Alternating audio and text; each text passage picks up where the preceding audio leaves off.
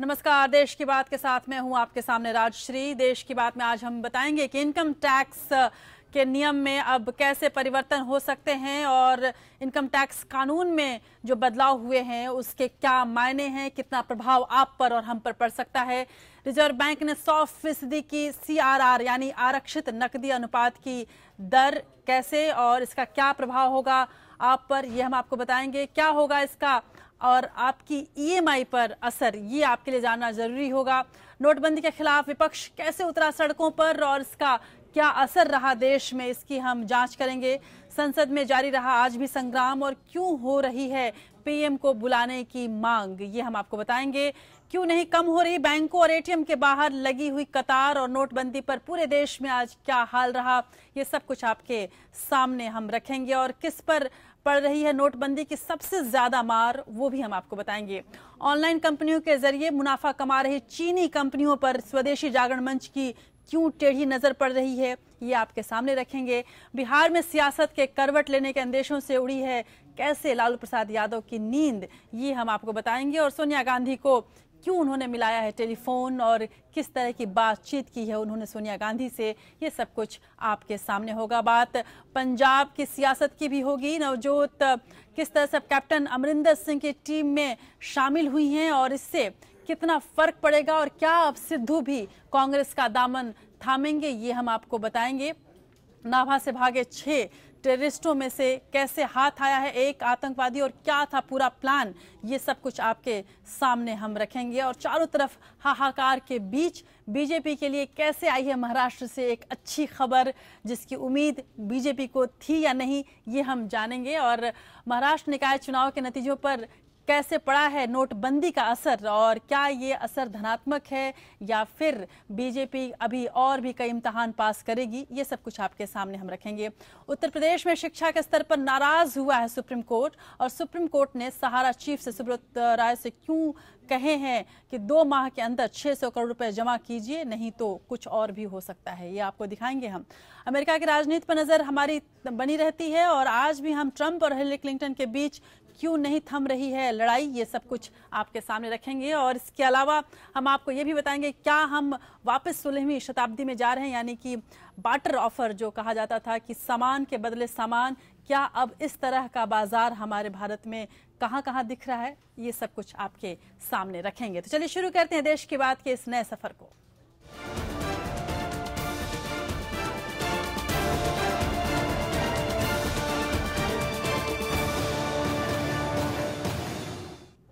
और देश की बात में सबसे बड़ी खबर नोटबंदी की ही है। नोटबंदी के मुद्दे पर सड़क से लेकर संसद तक विपक्ष ने केंद्र सरकार की आज घेराबंदी की है। नोटबंदी के खिलाफ JDU को छोड़कर पूरा विपक्ष एकजुट है। हालांकि पार्टियों के विरोध जताने का तरीका अलग अलग दिखा। कांग्रेस, तृणमूल कांग्रेस, आम आदमी पार्टी, बसपा और सपा ने जहां इसे जन आक्रोश दिवस के रूप में मनाया, वहीं लेफ्ट पार्टियों ने इसे भारत बंद कहा।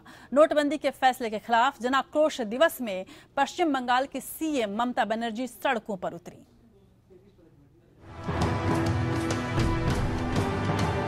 नोटबंदी के खिलाफ देश भर में विपक्षी पार्टियों ने विरोध प्रदर्शन किया।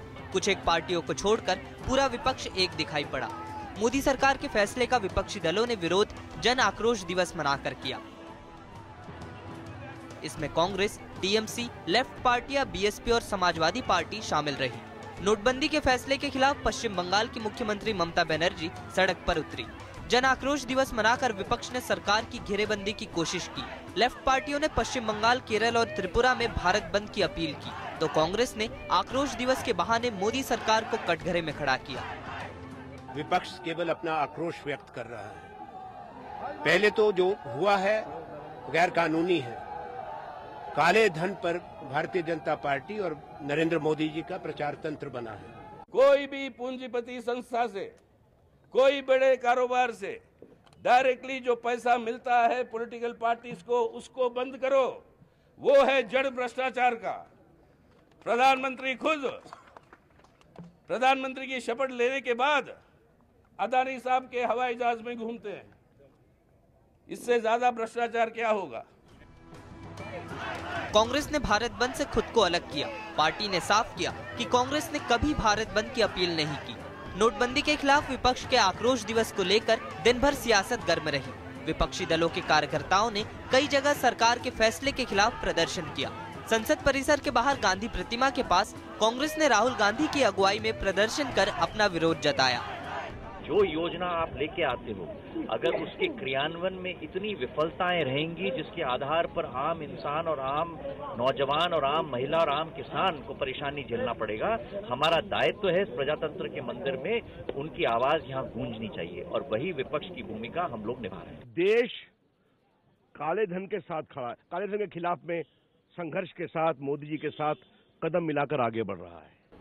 विपक्ष को अपनी जो बात कहनी है सदन में आके कहिए, जितनी जोर से कहना है करिए, हम जवाब देने के लिए व्यग्र हैं। नोटबंदी के मुद्दे पर सड़क से लेकर संसद तक हंगामा जारी है। विपक्ष इस मुद्दे पर सरकार को कोई मौका नहीं देना चाहती है, तो वही सत्ता पक्ष भी नोटबंदी को लेकर झुकने को तैयार दिखाई नहीं दे रहा है।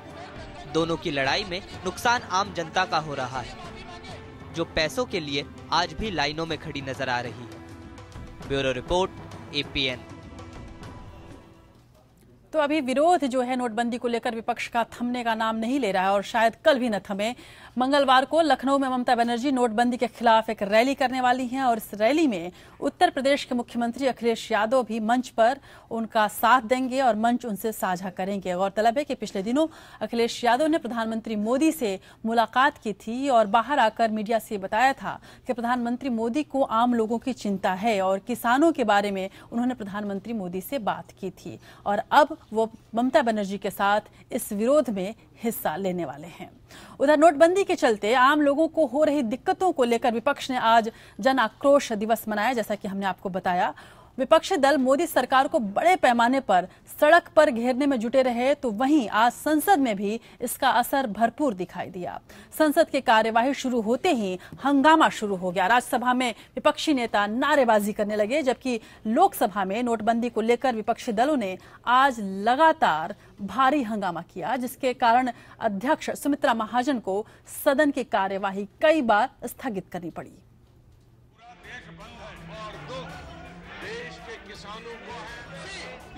नोटबंदी पर संसद में संग्राम जारी है। जहां एक तरफ विपक्षी दल देश भर में सड़कों पर प्रदर्शन करते नजर आए, तो वहीं संसद के दोनों सदनों में भी जमकर हंगामा हुआ। विपक्षी दलों ने राज्यसभा और लोकसभा में सरकार के फैसले के खिलाफ हंगामा किया, जिसके बाद दोनों सदनों की कार्यवाही को स्थगित करना पड़ा। लोकसभा में विपक्ष ने नोटबंदी पर चर्चा के लिए प्रधानमंत्री की मौजूदगी की मांग की। 70 से लोग ज्यादा मर गए हैं, कम से कम 1200 घायल हो गए, तो इसीलिए ये जरूरी है कि आप एडजर्नमेंट मोशन को अलाउ करो। इस डेडलॉक को खत्म करने के लिए एक ही उपाय है, वो प्राइम मिनिस्टर सदन में आए, एडजर्नमेंट मोशन को स्वीकार करें और हमको बात कहने के लिए आप सम्मति दें। प्रधानमंत्री के जहां तक आने का प्रश्न है, मैं यह स्पष्ट कर देना चाहता हूं, यदि प्रतिपक्ष चाहता है कि प्रधानमंत्री भी आए तो प्रधानमंत्री जी आएंगे और जहां आवश्यक हुआ पूरे बहस में प्रधानमंत्री जी भी इंटरवेंशन करेंगे। यह मैं प्रतिपक्ष को यकीन दिलाना चाहता हूं। संसद के उच्च सदन यानी राज्यसभा का नजारा भी लोकसभा से अलग नहीं था। यहाँ भी नोटबंदी को लेकर विपक्ष ने जबरदस्त हंगामा और नारेबाजी की। विपक्ष ने प्रधानमंत्री मोदी के उस बयान पर माफी की मांग की, जिसमें उन्होंने कहा था कि नोटबंदी पर वही लोग हंगामा कर रहे हैं जिन्हें काला धन ठिकाने लगाने का वक्त नहीं मिला। प्रधानमंत्री जिस तरह से पेश आ रहे हैं, ये फैसला उनका है। वोट का नाम में बुलाए, वो बैठे, वोट का नाम मांगे और चर्चा शुरू। प्रधानमंत्री इसलिए माफी मांगे कि काले धन के कुबेर कंगाल हो गए, इसलिए माफी मांगे कि जो भ्रष्टाचारी है वो बेनकाब हो गए, इसलिए माफी मांगे देश के कमजोर तबकों के सशक्तिकरण के लिए। नोटबंदी का असर 16 नवंबर से शुरू हुए संसद के शीत सत्र की कार्यवाही पर भी दिखाई दे रहा है। विपक्ष के हंगामे और विरोध प्रदर्शनों के कारण संसद की कार्यवाही कई बार स्थगित करनी पड़ी है। Bureau report, APN। यहाँ स्टेट पर अपनी बात कहें। तो संसद में जबरदस्त हंगामा रहा और विपक्षी दलों ने सड़कों पर भी खूब हंगामा किया, जन आक्रोश दिवस मनाया। और उसी बीच नोटबंदी को लेकर आम लोगों की मुसीबतें हाल फिलहाल कम होती नजर नहीं आ रही। खासकर आज के दिन तो लोग काफी मुसीबत में दिखे। खासकर 2 दिनों से बैंक बंद थे, इस वजह से आज और भी ज्यादा भीड़ रही। बैंकों और एटीएम के बाहर लोगों की भीड़ जस की तस बनी हुई है। संसद से लेकर सड़क तक नोटबंदी पर कोहराम मचा हुआ है, लेकिन आम लोगों की तकलीफों को दूर करने वाला शायद कोई नहीं है। नोटबंदी को लेकर देश में सियासी माहौल गर्म है। सत्ता पक्ष और विपक्ष के बीच जमकर तकरार हो रही है, लेकिन इन सब के बीच आम लोगों को लगातार दिक्कतों का सामना करना पड़ रहा है। लोग अब भी बैंकों और एटीएम के बाहर कतार में खड़े हैं। अब भी लोग अपने पैसों के लिए कतार में खड़े होकर अपनी बारी का इंतजार कर रहे हैं।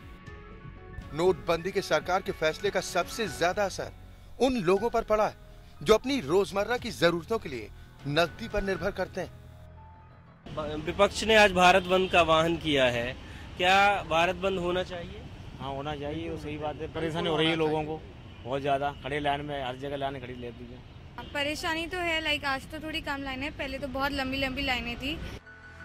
बैंकों और एटीएम के बाहर लंबी लंबी कतारें बता रही हैं कि आने वाले दिन भी मुश्किलों भरे होंगे। नोटबंदी के 20वें दिन भी हालात पहले दिन जैसे ही हैं।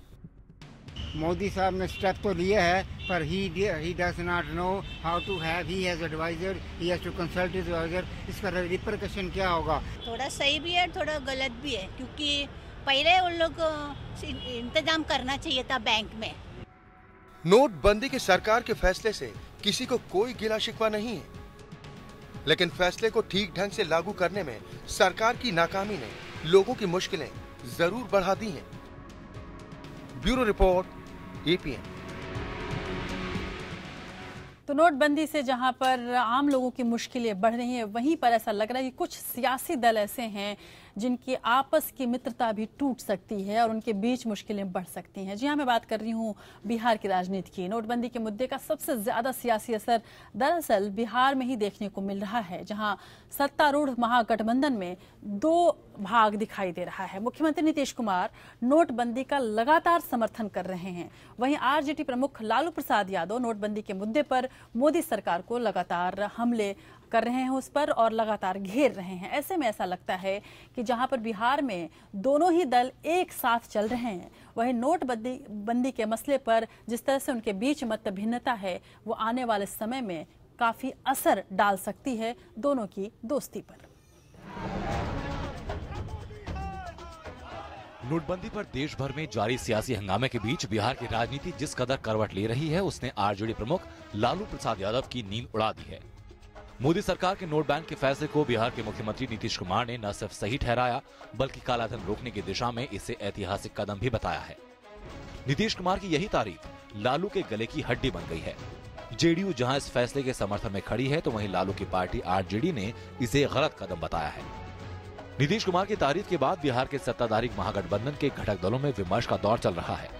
खबरों के मुताबिक आरजेडी प्रमुख लालू यादव ने कांग्रेस अध्यक्ष सोनिया गांधी से बातचीत की। नोटबंदी पर महागठबंधन के प्रमुख 2 दलों जेडीयू और आरजेडी की राहें अलग अलग होने के बाद सियासत तेज है। राजनीतिक गलियारों में 2 बड़े सियासी दुश्मनों के एक होने के कयास लगाए जा रहे हैं, तो नीतीश और लालू की बढ़ती दूरी का आकलन भी किया जा रहा है। ऐसे में भविष्य में होने वाले किसी भी बदलाव को लेकर लालू सशंकित है। खबरों के मुताबिक लालू यादव को कहीं न कहीं इस बात का डर सता रहा है कि कहीं नीतीश उन्हें छोड़कर बीजेपी का दामन ना पकड़ लें। हालांकि अभी कुछ कहना जल्दबाजी होगी, लेकिन सियासत में दोस्त और दुश्मनों की अदला बदली नई बात नहीं है।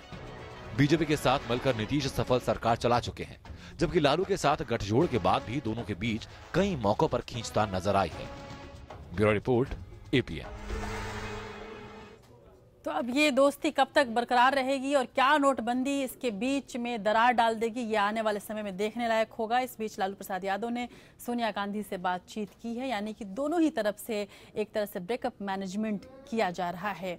लेकिन आज की सबसे बड़ी खबर जो है, जिसका सीधा सीधा असर हम पर और आप पर पड़ सकता है, वो है केंद्र सरकार ने लोकसभा में आज इनकम टैक्स संशोधन बिल पेश कर दिया। ये नोटबंदी के फैसले के बाद भारी मात्रा में जमा हुई अघोषित रकम की जांच करने करने के उद्देश्य से लाया गया है। सरकार को इस बात की उम्मीद है कि नोटबंदी के फैसले से कई भारी मात्रा में अघोषित आय बैंकों में जमा होगी।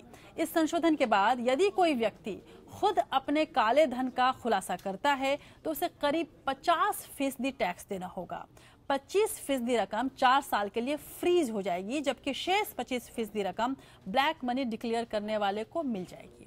उसे ब्लैक मनी रखने के लिए मुकदमे का सामना नहीं करना पड़ेगा यदि उसने खुद ही बताया है कि उसके पास काला धन है। खुद ब्लैक मनी का खुलासा करने वाले इस मौके को सरकार ने गरीब कल्याण योजना का नाम दिया है। नोटबंदी के बाद मिलने वाली कुछ रकम में से 25% रकम का इस्तेमाल गरीबों के लिए घर, शौचालय बनाने और सिंचाई सुविधाएं विकसित करने में किया जाएगा, ऐसा सरकार का कहना है। लेकिन यदि किसी ने अपनी पूरी आमदनी नहीं घोषित की और उसके पास काला धन पाया जाता है तो सरकार उस पर 85% का टैक्स लगाएगी। सरकार ने लोकसभा में इनकम टैक्स संशोधन बिल पेश किया है। इसमें अघोषित इनकम पर 30% टैक्स, 10% जुर्माना और 33% सरचार्ज का प्रस्ताव रखा गया है, यानी करीब 50% टैक्स। अगर कोई शख्स खुद इस रकम की घोषणा नहीं करता है और आयकर विभाग को इसके बारे में पता चलता है तो इस पर लगने वाला टैक्स 75% और पेनाल्टी 10% होगी, यानी 85% टैक्स। सरकार का कहना है कि ये टैक्स इसलिए जरूरी है ताकि लोग ब्लैक मनी यानी काला धन जमा करने से डरें। नए आईटी बिल में 5 बड़े ऐलान किए गए हैं। नोटबंदी के बाद अघोषित इनकम पर 30% टैक्स लगेगा, साथ ही इस आय पर 10% जुर्माना लगेगा। इसके अलावा 33% सरचार्ज अलग से लगेगा और अगर अघोषित आय खुद नहीं बताई तो टैक्स 75% और जुर्माना 10% लगेगा। इसमें से 25% रकम प्रधानमंत्री गरीब कल्याण डिपॉजिट स्कीम में इन्वेस्ट होगी। आम आदमी की भाषा में अगर बात करें तो नए आईटी संशोधन को कुछ इस तरह समझा जा सकता है। मान लें आपने 10 लाख रुपए जमा किए, इसमें से 30% यानी 3 लाख रुपए टैक्स के रूप में जमा होंगे, 10% यानी 1 लाख रुपए जुर्माने के तौर पर जमा किए जाएंगे। इस तरह 30% टैक्स पर 33% सरचार्ज लगेगा, यानी 3 लाख रुपए पर 99,000 रुपए। इस तरह 10 लाख पर कुल टैक्स 50% लगेगा, यानी 10 लाख में से 4,99,000 रुपए आपको बतौर टैक्स चुकाने होंगे। और अगर आपने इनकम की जानकारी नहीं दी और आयकर विभाग को इसका पता चला तो मान लें आपके पास से 10 लाख रुपए मिले तो इसमें से 75% यानी 7,50,000 रुपए टैक्स कट जाएगा। इसके अलावा 10% यानी 1 लाख रुपए पेनाल्टी में चला जाएगा। इस तरह से 10 लाख में आपको 8,50,000 रुपए चुकाने होंगे। इस बीच नोटबंदी के दौरान बड़ी रकम जमा कराने वालों को नोटिस भेजे जाने लगे हैं। एक हफ्ते पहले ही देश भर में ऐसे करीब 100 नोटिस भेजे गए हैं। इनकम टैक्स के सेक्शन 133(6) के तहत किसी शख्स को जानकारी के लिए बुलाने के अधिकार के तहत ये नोटिस जारी किए जा रहे हैं। आईटी डिपार्टमेंट ने पोस्ट ऑफिसों और बैंकों को नोटिफिकेशन जारी कर कहा है कि किसी सेविंग अकाउंट में एक दिन में 50,000 और नोट बदलने के लिए तय 50 दिन की लिमिट में 2.5 लाख रुपए से ज्यादा की रकम जमा होने पर उसकी जानकारी आईटी विभाग को दी जाए। करंट अकाउंट के लिए 50 दिन में जमा की गई ये लिमिट 12.5 लाख रुपए है। Bureau report, APN। और इस पूरे प्रणाली को और इस पूरी प्रस्तावना को किस तरह से समझा जाए और किस तरह से आपके पैसे को सरकार टैक्स के रूप में लेगी और कौन सी चीज़ ऐसी होगी जो ब्लैक मनी मानी जाएगी, कौन सी ऐसी चीज़ होगी, कौन सा ऐसा पैसा होगा जिसे ब्लैक मनी नहीं माना जाएगा, ये सब कुछ जाहिर सी बात है कि आप भी समझना चाह रहे होंगे। तो हमारे साथ आकाश जिंदल साहब जुड़ रहे हैं फोन लाइन से, अर्थशास्त्री हैं। बहुत बहुत शुक्रिया आकाश जिंदल साहब देश की बात में मेरे साथ जुड़ने के लिए। मेरा सबसे पहला सवाल कि जिस तरह से आज सरकार ने कहा है कि ब्लैक मनी को एक तरह से इस देश में हटाने के लिए 50% टैक्स और यदि आपने घोषणा नहीं की तो 85% टैक्स लगेगा, किस तरह से इसको समझा जाए कि आम लोगों के भाषा में यदि मैं कहूँ तो कितना प्रतिशत टैक्स लगेगा? यदि 10 लाख रुपए किसी ने जमा किए तो कितना प्रतिशत उसको टैक्स लगेगा? देखिए, वो डिपेंड करता है कि आपने खुद डिक्लेयर किया है या आपका आइडेंटिफाई किया गया है जी। अगर आपने खुद डिक्लेयर किया है तो टैक्स कम लगेगा और अगर आपका कालाधन पकड़ा गया है तो टैक्स जो ज्यादा लगेगा। और मेरे हिसाब से बहुत ही अच्छा कॉन्सेप्ट रखा गया है। देखिए, सरकार ने पहले 30 सितंबर तक आईडीएस स्कीम दी थी, इनकम डिक्लेरेशन स्कीम। उसके तहत ये था कि 45% देके आप पेनल्टी, टैक्स और पेनल्टी देके आप प्रोसिक्यूशन से, हर चीज से बच सकते थे और सरकार की तरफ से लगातार उसकी ऐड की गई थी। पीएम साहब ने खुद पब्लिक को एड्रेस करके कहा था, इनकम टैक्स ने बार बार लोगों को परसुएट किया था कि आइए अपने ब्लैक को व्हाइट कर सकते हैं ऑफिशियली, बट फिर भी अगर कुछ लोगों ने उस स्कीम को यूटिलाइज नहीं किया तो जाहिर सी बात है उससे कुछ ना कुछ पेनल्टी चार्ज करनी चाहिए। लेकिन आकाश जिंदल साहब, यहाँ पे मेरा सवाल एक और है कि ठीक है, यदि किसी ने पैसे जमा किए और उस पर जो 50% जो टैक्स लगने वाला है, क्या अब जिसने भी पैसा जमा किया है उसके लिए बाध्यता नहीं होगी कि वो सोर्सेज भी बताए? जी नहीं, जब आपको एक एमनेस्टी स्कीम दी जा रही है तो जाहिर सी बात है, जो हमने अभी तक देखा है, जो 45% वाली स्कीम थी आईडीएस, उसमें ये था कि आपको कोई इंक्वायरी नहीं होगी, कोई आपको प्रोसिक्यूशन नहीं होगी, आपको एक एमनेस्टी दी गई है। एमनेस्टी का मतलब ही ये है कि हाँ, आपको एक तरह की इतना टैक्स और पेनल्टी दे दीजिए तो आपको एक तरह की माफी दी जा रही है कि इसमें इंक्वायरी नहीं होगी। देखिए, एक चीज हमें सबको समझनी होगी कि देश के अंदर काला धन है, इसके बारे में कोई दो राय नहीं है। अब वो हमारे अपने देश के लोग हैं जिन्होंने काला धन रखा हुआ है। अब एक तो तरीका ये है कि उनके अगेंस्ट एक्शन पे एक्शन लिया जाए, एक ये है कि उस पैसे को मेन स्ट्रीम में लाया जाए जिससे हम अपने गरीब भाई बहनों का भला करें। तो वो स्कीम जरूरी थी, वरना क्या है, अगर सिर्फ जो है उनको प्रेशराइज किया जाता तो जिस तरीके से हमने देखा है जनधन में कितना पैसा आ गया, हजारों करोड़ आ गया, तो कहीं ना कहीं उन लोगों को पीनलाइज करके। जी बिल्कुल, और इन तमाम चीजों के अलग अलग मायने हैं आकाश जिंदल साहब, कि किस तरह से इन सब चीजों को लिया जाएगा और आने वाले समय में कितना प्रैक्टिकल होगा ये भी देखना होगा। लेकिन एक सवाल जो आम लोगों के दिमाग में ये भी है, जहन में ये भी आ रहा है कि ये कहा जा रहा है कि 25% जो पैसा है वो लॉकिंग पीरियड में चला जाएगा 4 सालों के लिए और 25% आप निकाल सकते हैं। इसको कैसे समझा जाए, यदि आप हमारे आम दर्शकों को समझा पाए? देखिए, ये जो फॉर्मूला है आप ही की तरफ से मुझे बताया गया है। अब मेरे हिसाब से तो मैं तो सरकार को रिक्वेस्ट की थी कि लोगों को पैसा यूज करने दिया जाए, बट शायद सरकार जो है, जो आपके जो है अभी इससे मेकआउट कर पा रहा हूं मैं, तो ये फार्मूला आप ही के माध्यम से मुझे पता चला है। अब इससे जो मैं मेकआउट कर पा रहा हूँ, शायद सरकार उस पैसे को जन कल्याण के लिए इस्तेमाल करना चाहती है, तो इस प्रकार का लॉक इन रखा गया है कि उससे आम आदमी का वेलफेयर किया जाए। देखिए, अगर जो लोग ब्लैक मनी लेके बैठे हुए हैं उनसे पैसा लेके हमारे गरीब भाई बहनों के लिए, हमारे बीपीएल भाई बहनों के लिए सड़कें, उनके लिए खाना पीना, उनके लिए जो है आश्रय की चीज, उनके लिए घर, उनके लिए सैनिटेशन, उनके लिए रोड जो है बना सकती है, तो आई थिंक एक अच्छा फॉर्मूला है। बिकॉज अल्टीमेटली उस पैसे को हमने मेन स्ट्रीम में लाना है। बिकॉज ब्लैक मनी अगर कोई रख के बैठा हुआ है उसे सिर्फ डराना नहीं है, उस पैसे को मेन स्ट्रीम में भी लाना है ताकि देश में इस्तेमाल हो सके। पीछे लेकिन एक सवाल और है यहाँ पर जिंदल साहब, वो ये है कि जब पैसा जमा किया जा रहा है तो आयकर अधिकारी लगातार नोटिस भेज रहे हैं। क्या इसके लिए कोई तय सीमा है कि इस तारीख के बाद यदि आप पैसा जमा कर रहे हैं तब आपको नोटिस भेजा जाएगा, इस तारीख के पहले यदि आपने पैसा जमा किया है तो कोई नोटिस नहीं है? क्या इसके बारे में भी कोई विचार किया गया है सरकार की तरफ से? देखिए, इसमें बड़ा सिंपल सी बात है जी। अगर एमनेस्टी स्कीम सरकार लाती है तो एमनेस्टी स्कीम के तहत जो व्यक्ति जमा कर देगा, जाहिर सी बात है उसको तो नोटिस नहीं जाएगा उस पैसे का, क्योंकि जब आप एमनेस्टी दे रहे हैं, एग्जेम्पशन दे रहे हैं, तो जो व्यक्ति उसके तहत जमा कर देगा उसको तो नहीं जाएगा। अब बाकी तो जब सरकार इसको नोटिफाई करेगी स्कीम को, तो उसमें हमें डिटेल्स पता चलेंगी, फाइन प्रिंट क्या होगा, कि क्या क्या डिटेल्स उसमें आती है। बट जाहिर सी बात है, जहां एमनेस्टी दे दी गई है वहां तो नोटिस नहीं जाएगा, उसके बाद नोटिस नहीं जाना चाहिए। लेकिन फिर हमारे कई दर्शक ये जरूर जानना चाहेंगे जिंदल साहब कि फिर किस आधार पर अभी जो इनकम टैक्स के अधिकारी तमाम लोगों को नोटिस भेज रहे हैं या उनसे पूछताछ कर रहे हैं, तो फिर वो किस आधार पर कर रहे हैं? क्या आने वाले समय में ये नोटिस बंद हो जाएंगे यदि एमनेस्टी दे दी गई है और लोगों को ये राहत दी गई है उसके बाद? देखिए, मेरा जवाब सुनने के लिए आपको जो है मुझे 30 सेकंड का अनइंटरप्टेड वक्त देना होगा। देखिए, होता क्या है, पीछे भी आईडीएस स्कीम आई थी। अब आईडीएस स्कीम के तहत जिसने वॉलंटरी डिस्क्लोजर कर दिया उसको नोटिस नहीं आया, लेकिन आईडीएस से पहले तो नोटिस भेजने का इनकम टैक्स का हक था। अब बात वही आ जाती है कि अगर कल को जब ये स्कीम नोटिफाई होती है, तो जब नोटिफाई होने के बाद आपने जमा कर दिया तो जाहिर सी बात उसके बाद नहीं आएगा। लेकिन अभी स्कीम तो नोटिफाई होनी है, लोगों ने जमा होना है, तब तक तो इनकम टैक्स डिपार्टमेंट के पास अपनी इन्वेस्टिगेशन करने का राइट है ही है जी। तो वो चीज ये है कि हमें पहले देखना है कि ये स्कीम कब नोटिफाई होती है, नोटिफाई होने के बाद कितना समय दिया जाता है, उस समय के अंदर तहत जो व्यक्ति डिक्लेयर कर देगा जाहिर सी बात है उसको आगे उस अमाउंट के लिए नोटिस नहीं जाएगा। बट तब तक इनकम टैक्स डिपार्टमेंट के पास तो पूरा राइट है।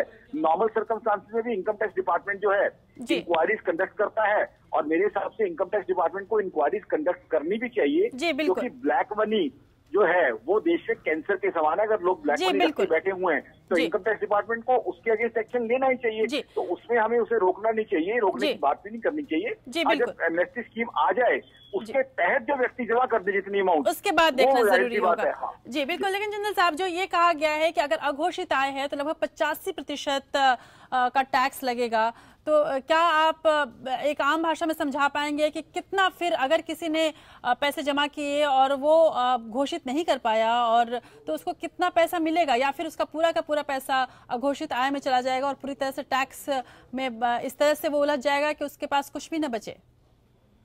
देखिए, ये स्कीम आप ही के माध्यम से मुझे अभी बताई गई है, बाकी तो अभी स्कीम नोटिफाई होनी है। तो अगर आप कहें तो सही बात है, जब नोटिफाई हो जाएगी स्कीम तब उसमें डिटेल्स आएंगी। बट जितना मैं आपके माध्यम से मुझे पता चला है, जाहिर सी बात है पेनल्टी तो लगनी चाहिए। अब कोई व्यक्ति, अब आप इसको इस तरीके से लें, लोगों को मौका मिला आईडीएस के अंदर डिक्लेयर करने का। आईडीएस की फैसिलिटी किसी व्यक्ति ने, कोई भी XYZ व्यक्ति उसने इस्तेमाल नहीं की, उसके बाद फर्दर अब उसे एमनेस्टी स्कीम आ रही है, वो जो उसको यूटिलाइज नहीं करता। पीएम साहब बार बार कह रहे हैं कि जो ब्लैक मनी जो है देश के लिए बहुत गलत चीज है, सब हम लोग बता रहे हैं। अब कोई व्यक्ति जानबूझ के मौके पे मौका मिल रहा है तब भी अपना ब्लैक मनी डिस्क्लोज नहीं कर रहा, तो उसके लिए तो प्रावधान होना ही चाहिए ना। अब देखिए, पहले आईडीएस दी गई, सरकार ने बार बार कहा कि आप आइए जमा कीजिए, पीएम साहब ने खुद लोगों को एड्रेस किया। उसके बाद फर्दर जब एमनेस्टी स्कीम दी जाती है अब उस पर भी नहीं आते। तो उसके बाद सरकार कहीं ना कहीं आपको ट्रैप करती है और आप पकड़े जाते हैं ब्लैक मनी रखते हुए। तो तब ऐसा होगा कि पीनल प्रोविजन होनी ही चाहिए ना, वरना तो जो है कोई व्यक्ति कल को टैक्स ही नहीं देगा। जो व्यक्ति बार बार मौका देने पे भी जो है उस चीज को अवेल नहीं कर रहा और बार बार मौका देने पे भी उस चीज को कंसील कर रहा है, छुपा रहा है, तो उसमें मेरे हिसाब से तो लॉजिक के हिसाब से उसके ये स्ट्रिक्ट एक्शन होना ही चाहिए। जी बहुत बहुत शुक्रिया आकाश जिंदल साहब, देश की बात है मेरे साथ बातचीत करने के लिए बहुत शुक्रिया आपका।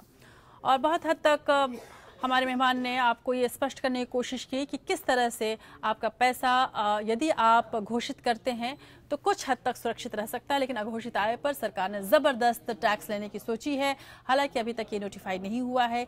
एक बार ये पूरा एक्ट नोटिफाई होने के बाद ये सारा कुछ उस दायरे में आ जाएगा। बहरहाल, नोटबंदी के बाद बैंकिंग प्रणाली में आ रही अतिरिक्त नकद जमा को संभालने के लिए रिजर्व बैंक ऑफ इंडिया ने बढ़ी हुई जमा इंक्रीमेंटल पर आरक्षित नकदी अनुपात यानी कैश रिजर्व रेशियो या CRR की दर 100% कर दी है। आपको बता दें कि CRR बैंकों में जमा वह हिस्सा होता है जो बैंक केंद्रीय बैंक यानी RBI के पास रखते हैं। इस पर बैंकों को केंद्रीय बैंक से कोई ब्याज नहीं मिलता। ये सभी बैंकों के लिए जरूरी होता है कि वह अपने कुल कैश रिजर्व का एक निश्चित हिस्सा रिजर्व बैंक के पास रखें। ऐसा इसलिए किया जाता है कि अगर किसी भी मौके पर एक साथ बहुत बड़ी संख्या में जमाकर्ता अपना पैसा निकालने आ जाएं तो बैंक डिफॉल्ट न कर सकें। यदि आम लोगों के बारे में बात की जाए तो CRR बढ़ाए जाने से सीधे तौर पर बैंकों के फिक्स डिपॉजिट्स पर असर पड़ेगा।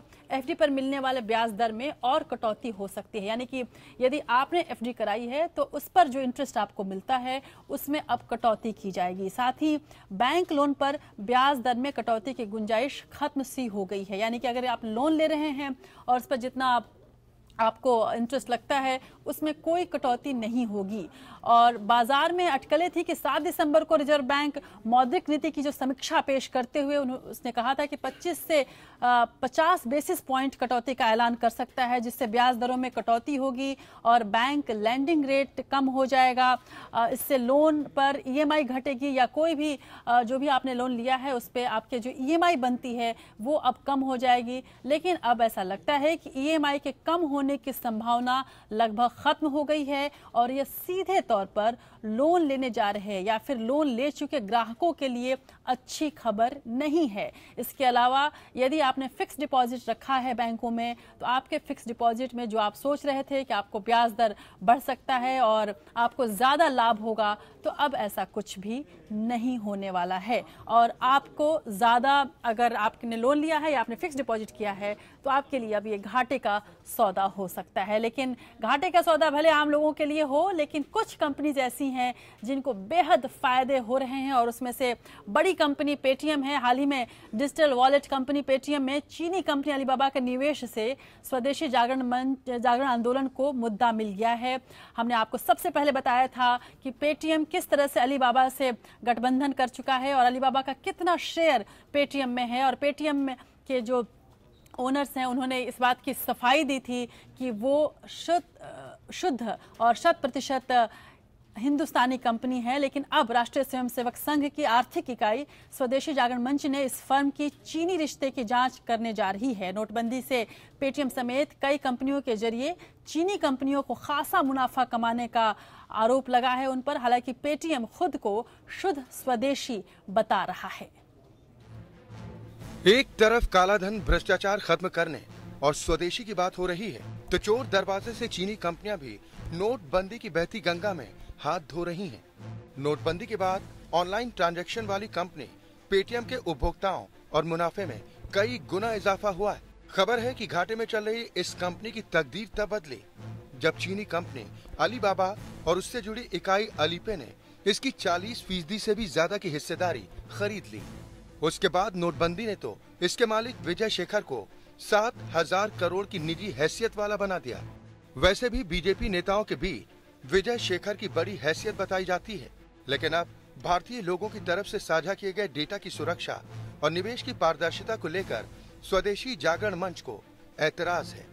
दरअसल मंच स्वदेशी की बात करता है और पिछले दिनों जब चीन ने भारत की एनएसजी सदस्यता में अड़ंगा डाल दिया था तो चीनी सामान के इस्तेमाल के खिलाफ मंच ने मुहिम छेड़ी थी। लेकिन अब मामला धंधे का है। वहीं पेटीएम ने अब स्वदेशी का चोला पहन लिया है। वो खुद को देसी कंपनी बता रही है, जबकि हाल ही में अलीबाबा ग्रुप के ग्लोबल मैनेजिंग डायरेक्टर के गुरु गोरप्पन पिछले महीने पेटीएम के बोर्ड में एडिशनल डायरेक्टर के तौर पर शामिल हुए थे।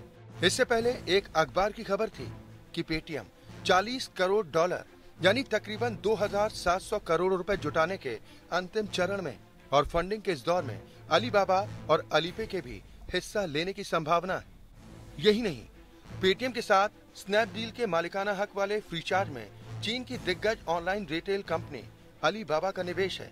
साउथ चाइना मॉर्निंग पोस्ट की रिपोर्ट के मुताबिक 2 अन्य बड़े प्लेयर्स मोबीक्विक और ऑक्सीजन का भी कहना है कि चीनी निवेश के लिए उनकी बातचीत चल रही है।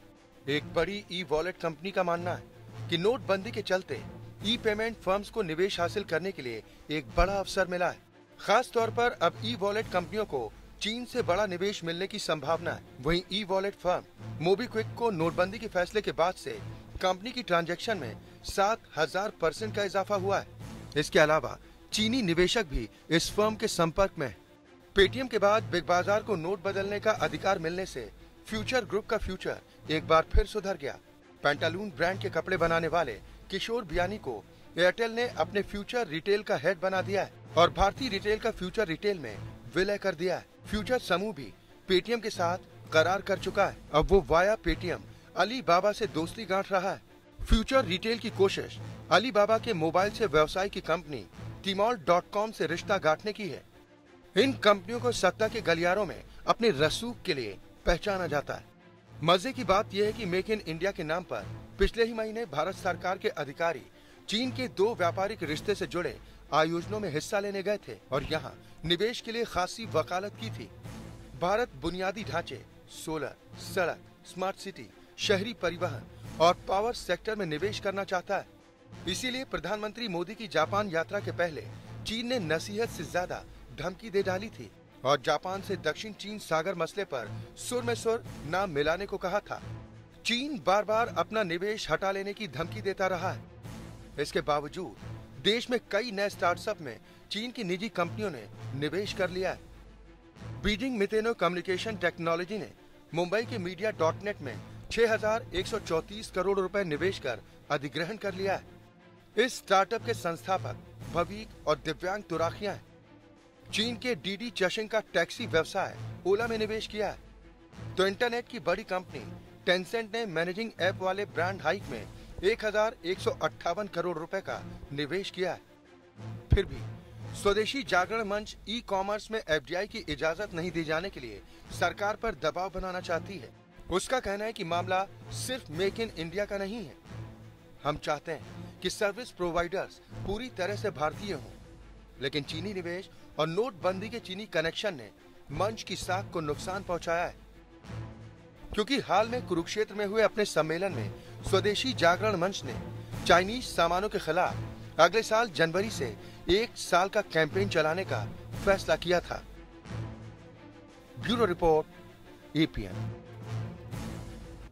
तो आने वाले दिनों में अलीबाबा का खासा असर दिख सकता है भारतीय अर्थव्यवस्था पर और भारतीय कंपनियों पर। कहा जाए तो चीन अब धीरे धीरे घुस रहा है भारतीय अर्थव्यवस्था में और उस पर प्रभाव डाल सकता है। चलिए अब दूसरी अहम खबरों की ओर बढ़ते हैं और कुछ और राजनीतिक खबरें लेते हैं।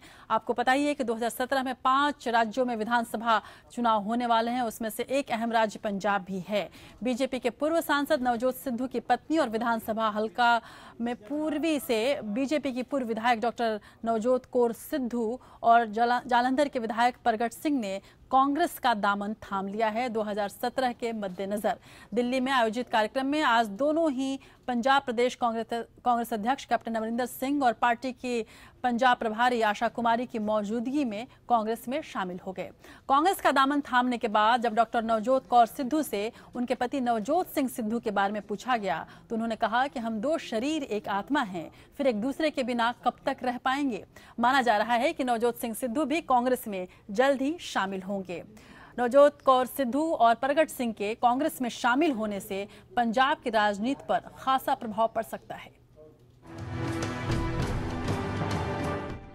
पूर्व क्रिकेटर और बीजेपी नेता रहे नवजोत सिंह सिद्धू की पत्नी नवजोत कौर सिद्धू पंजाब विधानसभा चुनाव से पहले कांग्रेस में शामिल हो गई। नवजोत कौर के अलावा पूरे हॉकी खिलाड़ी और अकाली दल के पूर्व विधायक प्रगट सिंह ने भी कांग्रेस का दामन थाम लिया। वर्तमान विधानसभा में विधायक हैं अमृतसर ईस्ट से। भारतीय जनता पार्टी की विधायक थी। इन्होंने भारतीय जनता पार्टी को छोड़ करके कांग्रेस में शामिल होने का फैसला किया है। नवजोत कौर के कांग्रेस में शामिल होने के बाद इस बात के कयास लगाए जा रहे थे कि नवजोत सिंह सिद्धू भी कांग्रेस में आएंगे, लेकिन इसका जवाब नवजोत कौर ने बेहद सधे अंदाज में दिया। हम दोनों एक आत्मा 2 जिस्म हैं, सोलमेट्स हैं और अभी तक आपने देख चुके होंगे कि तो एक आत्मा के बिना शरीर कितनी देर रह पाता है, तो उतनी देर ही वो रह पाएंगे। वो बॉम्बे से आएंगे अभी कुछ दिनों में, तो हमारी मुलाकात होगी और फिर मैं आपको बताऊंगा। बीजेपी से अलग होने के बाद नवजोत सिद्धू ने एक सियासी मोर्चा आवाज़े पंजाब का गठन किया था। उनके आम आदमी पार्टी में शामिल होने की अटकलें भी लगाई जा रही थी, लेकिन सिद्धू ने खुद को सारे कयासों से दूर रखते हुए अपनी पत्नी नवजोत कौर को कांग्रेस में शामिल कराकर कई सियासी सवालों को हवा दे दी है। Bureau report, APN.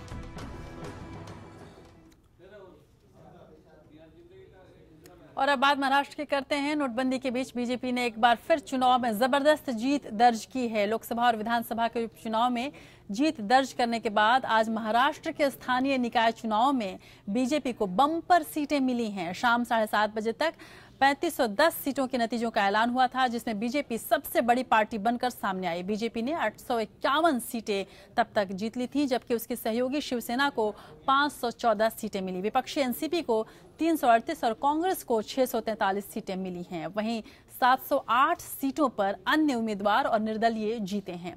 सिर्फ नगर पालिका की बात करें तो भाजपा को 35, शिवसेना को 21, कांग्रेस को 21 और एनसीपी को 13 और अन्य को 25 सीटों पर जीत मिली है। 27 नवंबर को 147 नगर पालिका और 18 नगर पंचायतों के चुनाव हुए थे। इसके लिए रविवार को करीब 70% मतदान हुआ था। इन चुनावों को मिनी विधानसभा चुनाव माना जा रहा है और मुख्यमंत्री देवेंद्र फडणवीस की परीक्षा के तौर पर इसे देखा जा रहा था। सत्तारूढ़ बीजेपी और शिवसेना ने जहां चुनावों के लिए गठबंधन किया, वहीं विपक्षी कांग्रेस और एनसीपी ने औपचारिक रूप से कोई गठबंधन नहीं बनाया। और अब बात करते हैं पंजाब के नाभा जेल ब्रेक मामले की। पंजाब के नाभा जेल ब्रेक मामले में खालिस्तान लिबरेशन फोर्स के मुखिया हरमिंदर सिंह मिंटू को दिल्ली से गिरफ्तार कर लिया गया है। उसे पटियाला हाउस कोर्ट में पेश किया गया, जहां उसे 7 दिनों के पुलिस रिमांड में भेज दिया गया। वहीं जेल कांड के मुख्य आरोपी परविंदर सिंह को भी 14 दिन की न्यायिक हिरासत में भेज दिया गया है। पंजाब में नाभाद जेल से भागा खालिस्तानी समर्थक आतंकी हरमिंदर सिंह मिंटू अब पुलिस के शिकंजे में है। दिल्ली पुलिस की टीम ने कार्रवाई करते हुए हरमिंदर को दिल्ली रेलवे स्टेशन से गिरफ्तार किया है। गिरफ्तारी के बाद पटियाला हाउस कोर्ट ने उसे 7 दिनों की पुलिस रिमांड पर भेज दिया। हरमिंदर के साथ भागे अन्य 5 खूंखार कैदी अभी भी फरार हैं। हमारी जब टीम लगी थी, जो टिकट काउंटर पे देखा तो इसका हुलिया बदला हुआ था, लेकिन फोटोग्राफ उनके पास थे। तो उन्होंने जब मैच किया तो उनको ये 80 से 85% कंफर्म हो गया कि ये वही है।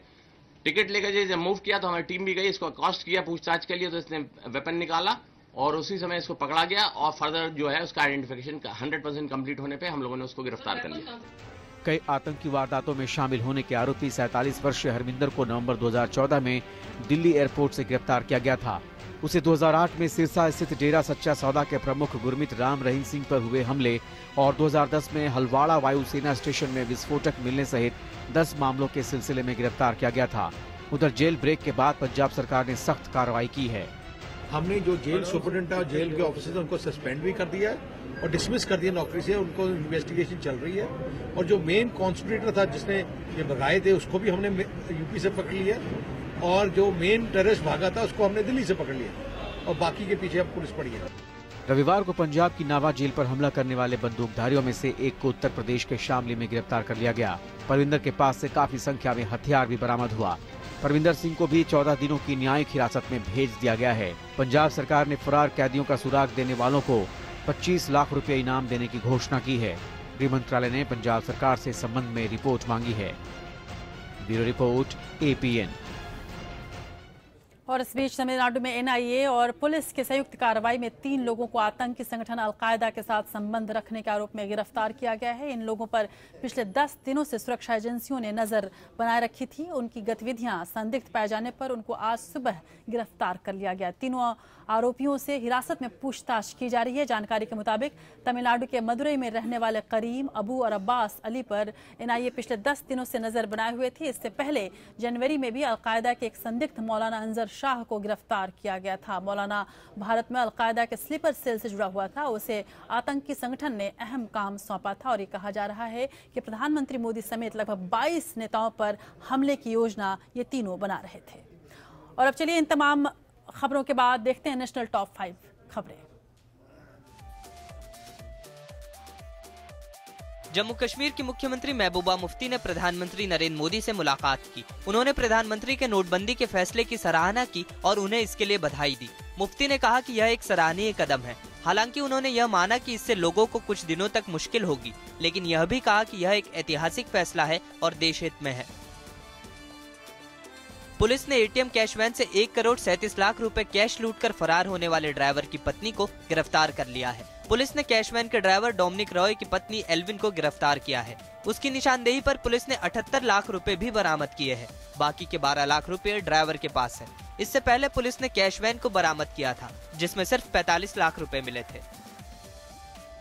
केंद्रीय सूचना आयोग ने गृह मंत्रालय से देशद्रोही और राष्ट्र विरोधी गतिविधियों में शामिल लोगों के नाम सार्वजनिक करने को कहा है। इसके अलावा शहीद करार दिए गए लोगों की सूची भी मांगी है। केंद्रीय गृह मंत्रालय ने कहा है कि देशभक्त, शहीद और देशद्रोहियों के बारे में सरकार के पास ऐसी कोई जानकारी मौजूद नहीं है। मंत्रालय का कहना है कि वह किसी भी व्यक्ति को देशभक्त, देशद्रोही या शहीद की श्रेणी में बांटते नहीं है। सीमा पर या नक्सल प्रभावित इलाकों में होने वाली कार्रवाई से कहीं ज्यादा BSF के जवानों की मौत हार्ट अटैक या अन्य बीमारियों से हो रही है। सरकारी आंकड़ों के मुताबिक जनवरी 2015 से सितंबर 2016 के बीच कुल 774 जवानों की मौत हुई है।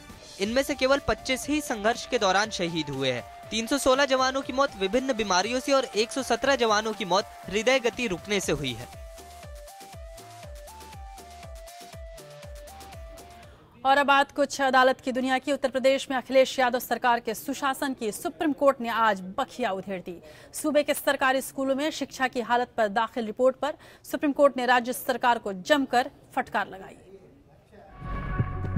सुप्रीम कोर्ट की तल्ख टिप्पणियां उत्तर प्रदेश सरकार के उन दावों को झूठा साबित करती है, जिसमें वो लगातार कहती आ रही है कि प्रदेश में शानदार शासन व्यवस्था कायम है। सोमवार को सुनवाई के दौरान सुप्रीम कोर्ट ने खस्ताहाल शिक्षा व्यवस्था को लेकर यूपी सरकार को फटकार लगाई और कहा कि ये अच्छा शासन चलाने का तरीका नहीं है। जस्टिस दीपक मिश्रा की अध्यक्षता वाली पीठ के सामने एसआईटी ने अपनी रिपोर्ट सौंपी। ये एसआईटी हरिजन महिला एनजीओ की तरफ से दायर याचिका पर सुनवाई के बाद कोर्ट के आदेश पर बनाई गई थी। कमेटी ने सबसे पहले इलाहाबाद के बेसिक स्कूलों की रिपोर्ट दाखिल की। एसआईटी ने सोमवार को सौंपी अपनी रिपोर्ट में करीब 35 स्कूलों का निरीक्षण कर सुप्रीम कोर्ट को बताया कि कई स्कूलों में बिजली कनेक्शन नहीं है, जबकि उनके साथ वाली इमारत में बिजली है। कई स्कूलों में पीने के पानी की सुविधा नहीं है। ये स्कूल हैंडपंप के भरोसे है, लेकिन बार बार ये हैंडपंप खराब हो जाते हैं। कई स्कूलों में सफाई के लिए कोई तैनात नहीं है। सफाई के लिए इस्तेमाल होने वाला सामान हेडमास्टर अपने पैसे से खरीदते हैं। स्कूलों में सफाई के अभाव में कई शौचालय बंद है। छात्र छात्राओं के लिए अलग शौचालय की भी कमी है। इन स्कूलों में शौचालय बनवाने की जगह उपलब्ध है। सुप्रीम कोर्ट ने सरकारी स्कूलों के हालात पर नाराजगी जताई और कहा कि स्कूलों के जो हालात है उनमें ना कोई शिक्षा दे सकता है और ना ही कोई शिक्षा ले सकता है। अदालत ने राज्य के मुख्य सचिव को आदेश दिया है कि वो एक कमेटी बनाए और 4 हफ्ते में स्कूलों की कमियों को दूर करे। Bureau report, APN.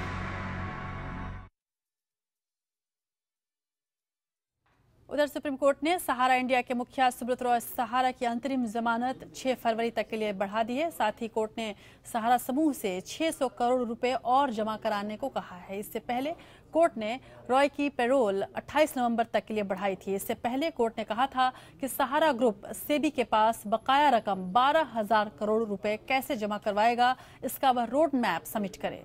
कोर्ट ने सहारा को संपत्तियों के बारे में जानकारी छिपाने पर भी फटकार लगाई थी। सुप्रीम कोर्ट ने सुब्रत रॉय को इस साल 6 मई को पैरोल पर रिहा किया था। उन्हें ये पैरोल उनकी मां का निधन होने पर मानवीय आधार पर दी गई थी। सुब्रत रॉय तब से जेल से बाहर हैं। उनकी पैरोल 2 बार बढ़ाई गई है और अब उन्हें अंतरिम जमानत दी गई है। अदालत की कुछ और खबरों के लिए देखिए लीगल टॉप 5 खबरें। बिहार के बाहुबली मोहम्मद शाहबुद्दीन के मामले पर सुनवाई के दौरान सुप्रीम कोर्ट ने पूछा कि क्यों ना सारे केस दिल्ली ट्रांसफर कर दिए जाए और क्यों ना शाहबुद्दीन को भी सिवान से दिल्ली ट्रांसफर कर दिया जाए। कोर्ट ने कहा कि ये मामला भारतीय अपराध शास्त्र में गवाहों की सुरक्षा और निष्पक्ष मुकदमे की अवधारणा की असली परीक्षा है। सुप्रीम कोर्ट मंगलवार को इस मामले में आगे सुनवाई करेगा। दिल्ली सरकार बनाम केंद्र के अधिकारों के मामले की सुनवाई के दौरान सुप्रीम कोर्ट में दिल्ली सरकार ने शुगनू समिति की रिपोर्ट को लागू करने से रोकने की मांग की। दिल्ली सरकार ने सुप्रीम कोर्ट में कहा कि एलजी की बनाई शुगलू कमेटी ने रिपोर्ट सौंप दी है। जब तक सुप्रीम कोर्ट इस मामले की सुनवाई करे तब तक इस कमेटी की रिपोर्ट पर कोई कदम नहीं उठाया जाए। सुप्रीम कोर्ट ने कहा कि सारे मामलों की सुनवाई विशेष बेंच 5 दिसंबर को होगी। सुप्रीम कोर्ट ने बीजेपी नेता सुब्रमण्यम स्वामी की एक याचिका पर केंद्र को नोटिस जारी किया है, जिसमें उन्होंने आर्थिक अपराधों को भी शामिल करते हुए एक ठोस राष्ट्रीय सुरक्षा नीति बनाने की मांग की है। स्वामी ने सन टीवी को 3 चरणों वाला FM लाइसेंस जारी करने का मुद्दा उठाया। ज्योतिष पीठ बद्रिकाश्रम के शंकराचार्य पद के विवाद को लेकर इलाहाबाद हाई कोर्ट के उस फैसले पर सुप्रीम कोर्ट ने एक बार फिर अपनी मुहर लगाकर स्वामी वासुदेवानंद की अपील खारिज कर दी है।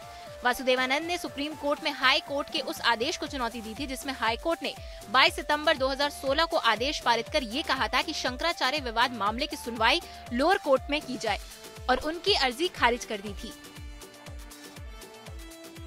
एनजीटी में अब सिर्फ अंग्रेजी में ही कार्रवाई होगी। एनजीटी ने साफ कर दिया है कि जो वादी व्यक्तिगत रूप से पेश होते हैं वो अपने दस्तावेज केवल अंग्रेजी में ही पेश करे। एनजीटी ने कहा कि 2011 एनजीटी के नियम 33 के अनुसार अधिकरण की कार्रवाई केवल अंग्रेजी में ही होनी चाहिए। एनजीटी ने स्पष्टीकरण ओजस्वी पार्टी की समीक्षा याचिका की सुनवाई के दौरान दिया।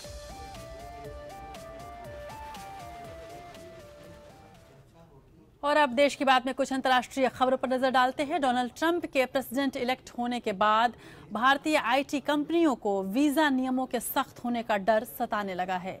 इसके चलते ये कंपनियां अमेरिका में अधिग्रहण तेज करने और अमेरिकियों को ही ज्यादा नौकरी देने जा रही हैं। देखिए ये खास रिपोर्ट। अमेरिका में भारतीय कंपनियों का सालाना कारोबार करीब 50,000 करोड़ रुपए। माना जा रहा है कि अब भारतीय कंपनियां अमेरिका के कॉलेज कैंपस पहुंचकर बड़ी मात्रा में भर्ती करेंगी। अमेरिका भारतीय कंपनियों के लिए सबसे बड़ा ओवरसीज मार्केट है।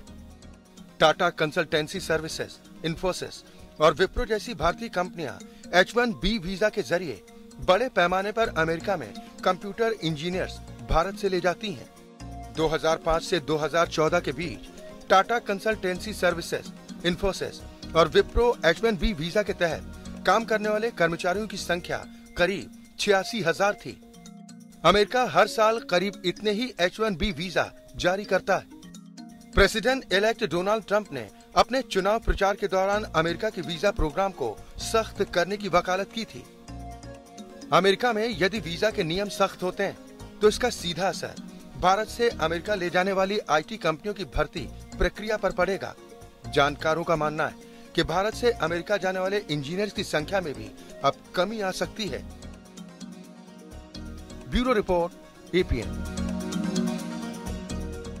और इस बीच अमेरिका के नवनिर्वाचित राष्ट्रपति डोनाल्ड ट्रंप ने अभूतपूर्व आरोप लगाते हुए कहा है कि 8 नवंबर को हुए चुनाव में लाखों लोगों ने डेमोक्रेटिक पार्टी के उम्मीदवार हिलरी क्लिंटन के लिए अवैध मतदान किया और उन 3 राज्यों में गंभीर धांधली हुई जहां ट्रंप को हार मिली है। हालांकि ट्रंप ने अपने इन दावों के समर्थन में कोई सबूत पेश नहीं किया। उन्होंने कहा कि यदि आप अवैध मतदान करने वाले लाखों लोगों के मतों को हटा दें तो वह अमेरिका के इस राष्ट्रपति पद के चुनाव में लोकप्रिय मतों के मामले में भी विजयी रहते।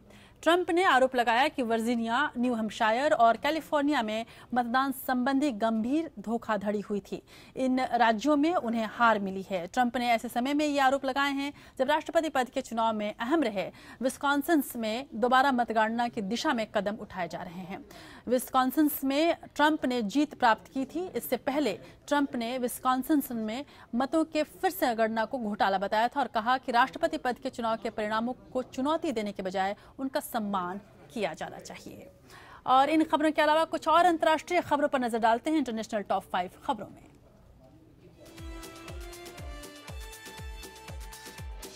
भारत में पाकिस्तान के उच्चायुक्त अब्दुल बासित ने कहा कि उनकी सरकार हिंदुस्तान के साथ बिना शर्त बातचीत करने को तैयार है। बासित ने कहा कि अगर भारत चाहेगा तो Pakistan heart of Asia conference में बातचीत करने के लिए तैयार है। पंजाब के अमृतसर में अगले हफ्ते हार्ट ऑफ एशिया कॉन्फ्रेंस होगी।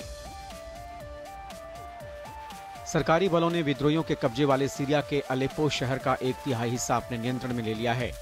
सीरिया के इस दूसरे शहर को अपने कब्जे में लेने के लिए सरकारी सुरक्षा बलों के आक्रमण से तकरीबन 10,000 नागरिकों को यहां से पलायन करना पड़ा।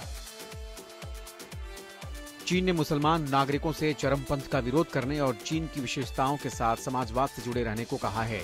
इसने अशांत मुस्लिम बहुसंख्यक शिनजियांग प्रांत में कठोर कदमों के साथ सुरक्षा व्यवस्था को सख्त किया है। धार्मिक मामलों के राज्य प्रशासन प्रमुख वांग जुआन ने कहा है कि चीनी मुसलमानों को दृढ़ता से धार्मिक चरमपंथ का विरोध करना चाहिए। ब्रिटिश प्रधानमंत्री थेरेसा मे ने माना है कि ब्रेक्जिट के कारण उनकी रातों की नींद उड़ गई है। एक इंटरव्यू में उन्होंने कहा है कि ब्रिटेन के यूरोपीय संघ से अलग होने पर EU से बातचीत के कारण वे रातों में देर तक काम करती हैं।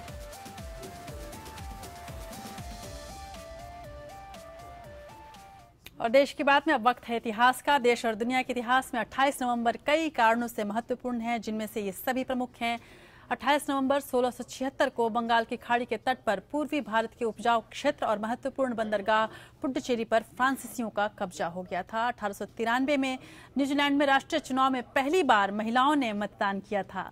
1956 में चीन के प्रधानमंत्री चाओ एन लाई भारत आए थे और 1996 में captain Indrani Singh Airbus A300 विमान को कमांड करने वाली पहली महिला बनी थी। 1997 में प्रधानमंत्री I.K. गुजराल ने अपने पद से इस्तीफा दे दिया था। और इन तमाम अहम खबरों के बाद देश की बात में आज आखिर में बात उन जांबाजों की जिन्होंने आज ही के दिन भारत की आर्थिक राजधानी मुंबई पर 26/11/2008 के आतंकी हमले को अपनी जान की कीमत देकर नाकाम कर दिया था। मेजर संदीप उन्नीकृष्णन, पुलिस आयुक्त अशोक कामटे, इंस्पेक्टर विजय सालस्कर और ATS प्रमुख हेमंत करकरे सहित कई अन्य लोग इस हमले में मारे गए थे।